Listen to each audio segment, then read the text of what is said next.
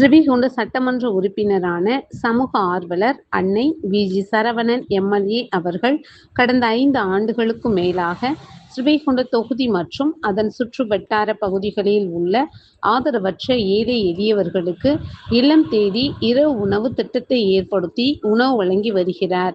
இந்நிலையில் தமிழக வெற்றிக் கழகத்தின் ஐம்பெரும் கொள்கை தலைவர்களுள் ஒருவரான சமூக ஆர்வலர் அஞ்சலை அம்மாளை கொள்கை தலைவராக அறிவித்ததன் ஈர்ப்பால் தமிழக வெற்றிக் கழகத்துடன் இணைந்து தமிழகத்தின் நிரந்தர முதல்வர் திரு சி. ஜோசப் விஜய் அவர்களின் ஆசியுடன் கழக பொதுச் செயலாளர் அண்ணன் புசி என். ஆனந்த் அவர்களின் வழிகாட்டுதலின்படியும் 1/8/2026 அன்று ஸ்ரீவைகுண்டம், கோட்டைக்காடு, உண்டியலூர், ஏரல், கீழமங்கலக்குறிச்சி, சிறுதொண்டநல்லூர் ஆகிய பகுதிகளில் உள்ள ஆதரவற்ற ஏழை எளியவர்களுக்கு மதிய உணவும், அண்ணா நகர், கொட்டாரக்குறிச்சி, ஆறுமுகமங்கலம், அரசன்குளம், மாரமங்கலம், இடையர்காடு, தளவாய்புரம், சம்படி காலனி, மேலச்சம்படி மற்றும் அதன் சுற்று வட்டார பகுதிகளில் உள்ள ஏழை எளியவர்களுக்கு இரவு உணவும் தமிழக வெற்றிக் கழகம் தூத்துக்குடி மேற்கு மாவட்டம்